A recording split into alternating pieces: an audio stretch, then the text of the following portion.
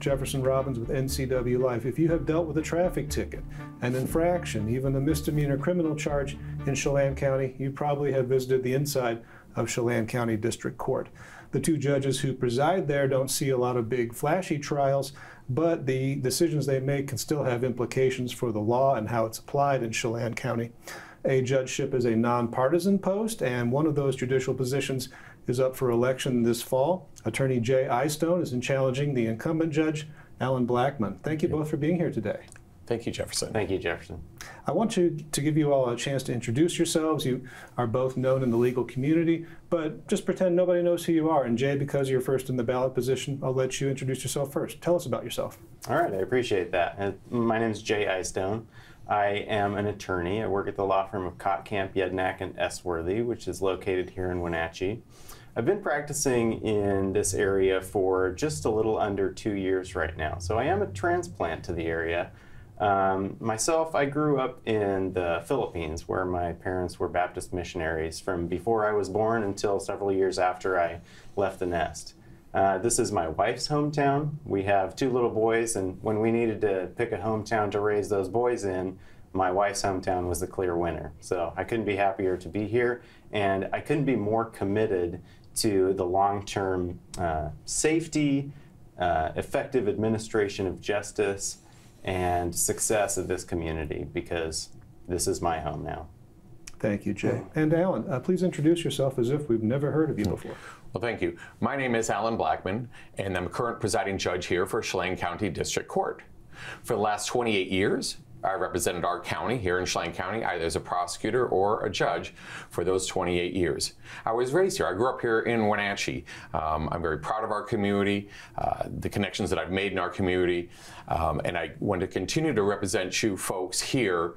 And I think that the knowledge, I guess, of who we are as a community is important in doing the job that I do on the bench.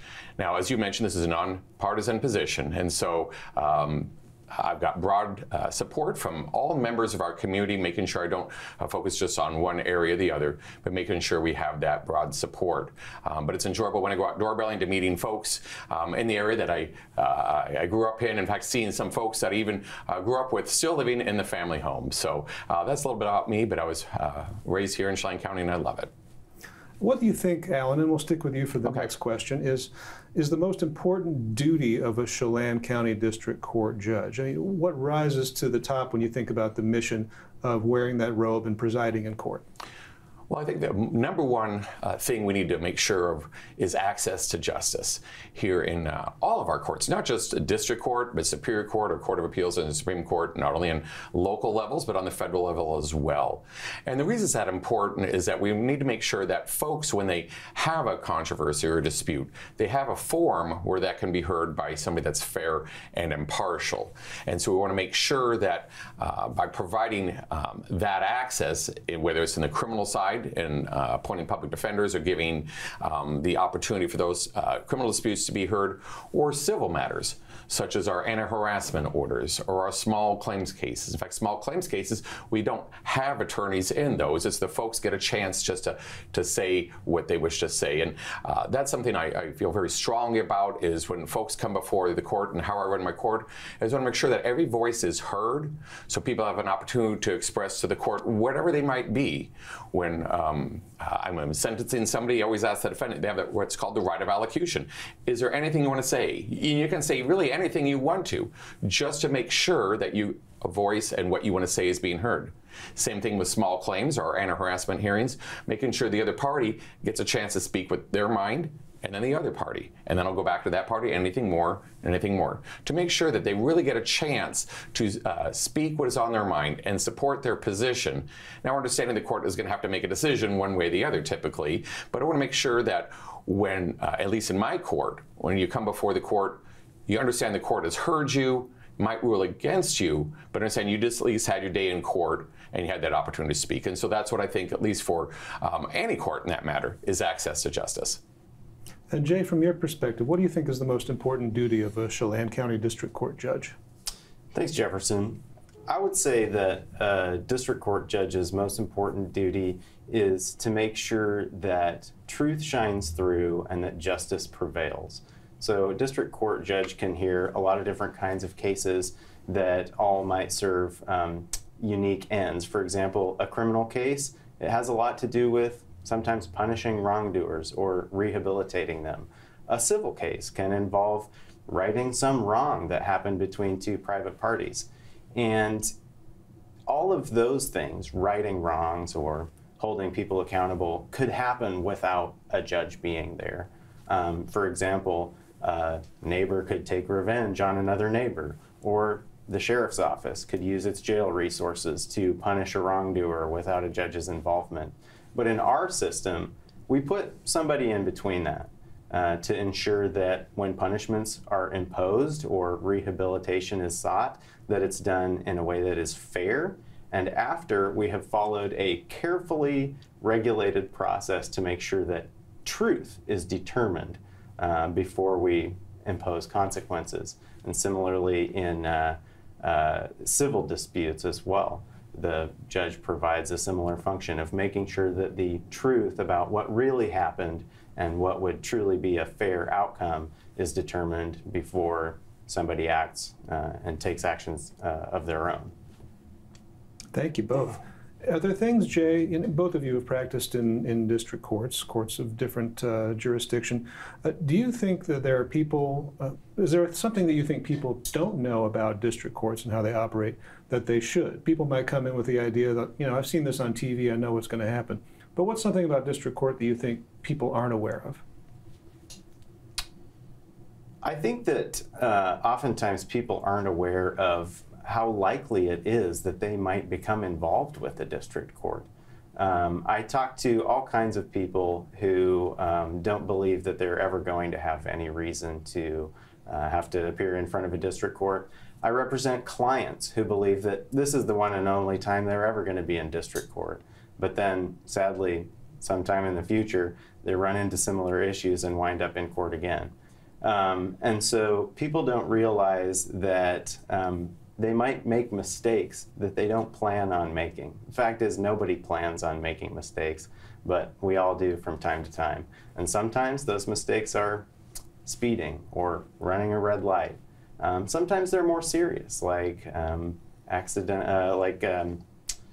for instance, getting behind the wheel of your car after having one too many beers at the tap room or something like that.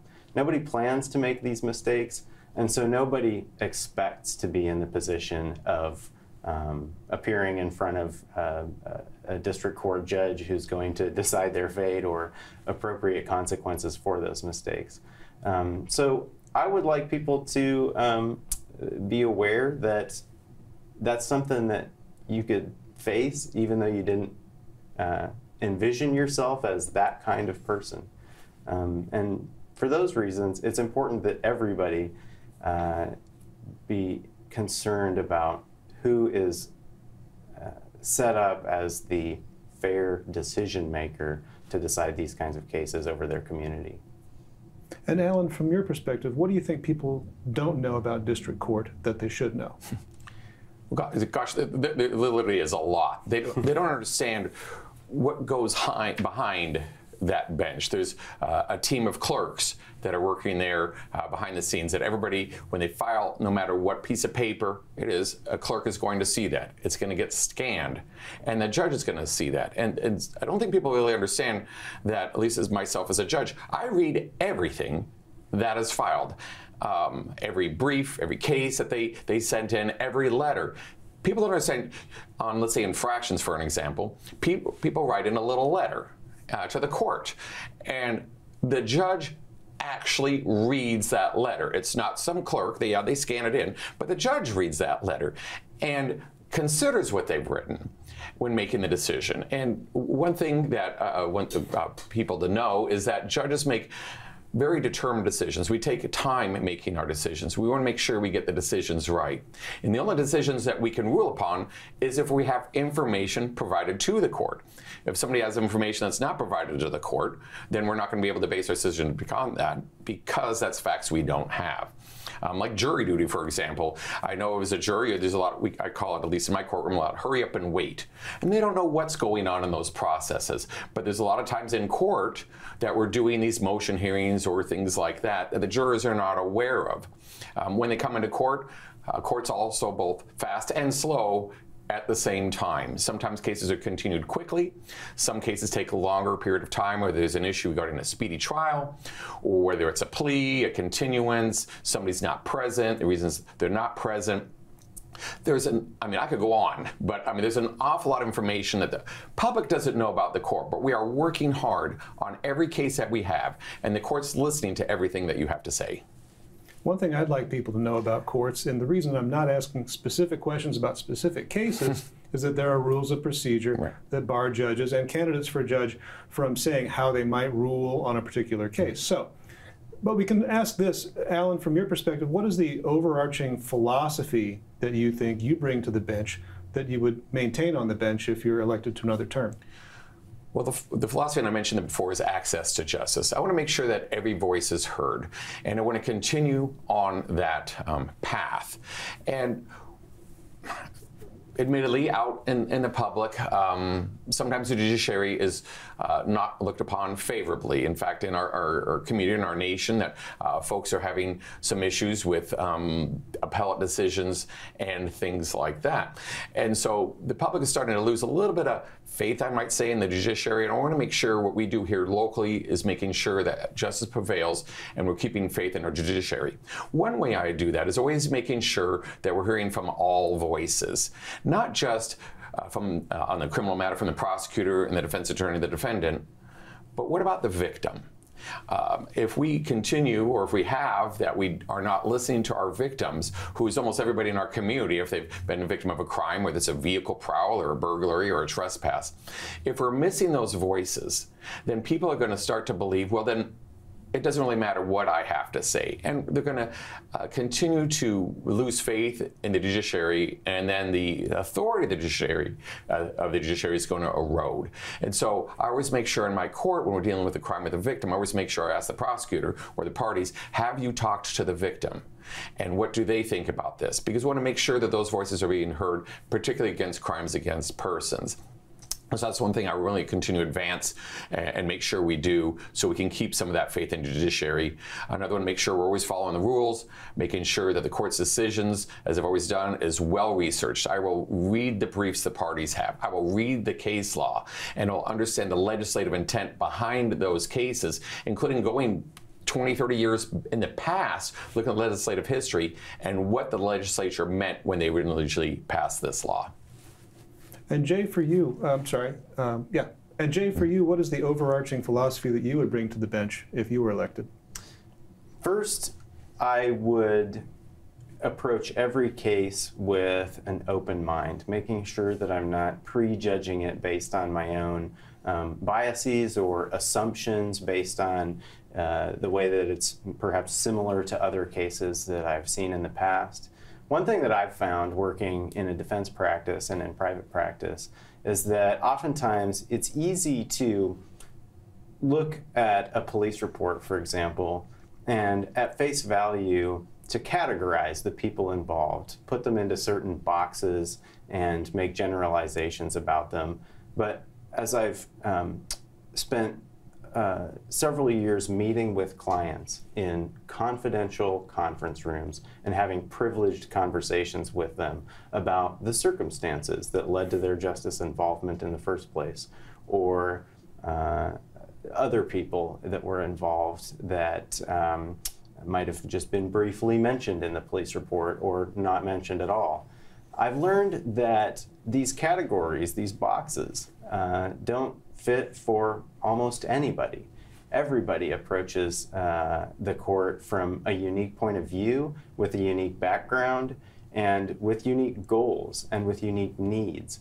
As a judge, my goal would be to try to avoid falling into any kind of thinking ruts that are based on generalizations from my prior experiences, but remain open-minded to make sure that I'm considering input from everybody, all the arguments that they might make, all the evidence that they might present, and everything that might be unique about a case before I make any kind of prejudgments about what should be done with that case. Well, things like the Supreme Court's Blake decision have really put some changes upon the district courts in the last 3 years. The change of a drug possession from a felony, then to not a crime, then to a misdemeanor. A lot of responsibility came through district courts as a result of that. Jay, starting with you, what do you think is the best way that courts can adapt to the new laws surrounding drug possession, and can Chelan County put some of those practices into motion? Sure.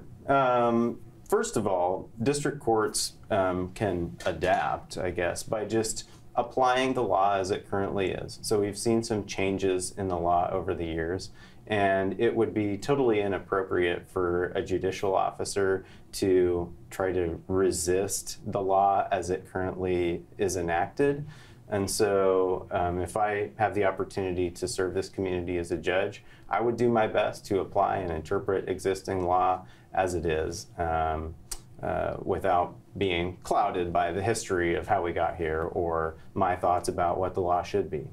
Another thing that you brought up there is how that has changed the responsibilities of a district court, and that has been tremendous because simple drug possession has been taken away from the scope of the Superior Court and now placed in the district court. That increases district court caseloads and also raises the number of district court participants who might be there because of substance abuse as a primary driver of their criminal conduct. Superior courts and courts around the country have been using things like therapeutic treatment court programs, sometimes it's called drug court, as a way of offering more intensive supervision to certain defendants in exchange for other procedural benefits in their case when they are willing to go through that intense supervision and intensive treatment. Now that this category of cases is in district courts, I think it's very important and appropriate that the Chelan County District Court launch therapeutic treatment court programs. And unfortunately, I see that there isn't always buy-in from other members of our community that would need to support that. And so I would like to use my experience in that arena to try to encourage use of those things in the district court. Thank you for that answer. Alan, from your perspective, the best way that courts can adapt to the new laws surrounding drug possession here in Chelan County?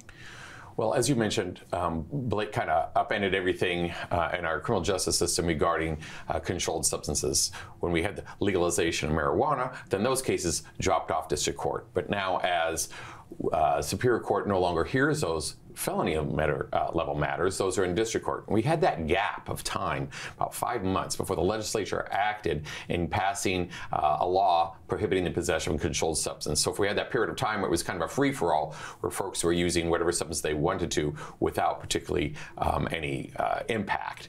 And when the legislature created the new law, making it a gross misdemeanor, but mid-level kind of gross misdemeanor, part of that, and during this program, was they created what's called diversion, or recovery navigators. When I was a prosecutor, I was involved with recovery navigators here in our county. And what that was is a diversion service where the officers would have contact with an individual, give them a slip of paper at that time, and say, like, here's an individual you can contact to try to get help. That was ran by some local providers here. And so I was very much involved in that on not only the policy part of that, but also the implementation of that. And that was something I felt very strongly about, along with a number of other behavioral health committees I've been a member with over the course of my years as a prosecutor. Another option is also what's called recovery coaches. Now, these folks address individuals that are undergoing substance abuse assessments, and while they're in the jail, and these recovery coaches can then go into the jail to give them resources. We have several of those individuals here. They're doing very important work. So as a judge, I'm very aware of those and want to make sure we're using those programs programs. Also want to make sure that we have alternatives such as therapeutic courts, which our court is currently working on. That's going to be a limited number of participants. There's going to be certain qualifications, and what that would be is up to the prosecutors. But the courts and myself have always been a strong proponent of our therapeutic courts in our communities. I want to continue to do that, but also making sure that we're addressing that pandemic or epidemic, I suppose, we have of substance abuse in our county. And a final closing question for you with 1 minute. Alan, why should people vote for you to retain you for Chelan County District Court Judge? Well, thank you very much. Well, for the last 28 years, I've been representing you folks already, either as a judge or a prosecutor. I'm from here. I moved back to this community to serve you, and I've been doing that very aptly, ably, and very proficiently during that period of time.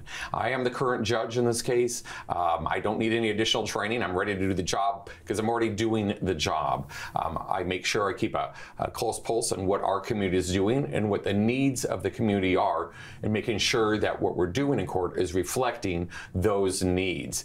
I want to make sure that I continue to push for access of justice, making sure every voice is heard, including victims. That's very, very important to me, to make sure our community feels our courts are responsive to what is going on in our community, but they get a chance to have some input as well. I want to thank everybody for their time. I enjoyed doorbelling you folks. I see a lot of you folks out there, a lot of folks that I know. Please vote for me. I'm Alan Blackmon. And Jay, from your perspective, why should people vote for you for District Court Judge? Thank you.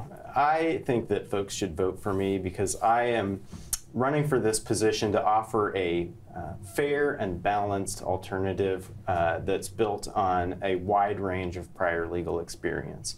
So I've been a prosecutor, I have been a public defender, and I've also worked as an attorney in private practice.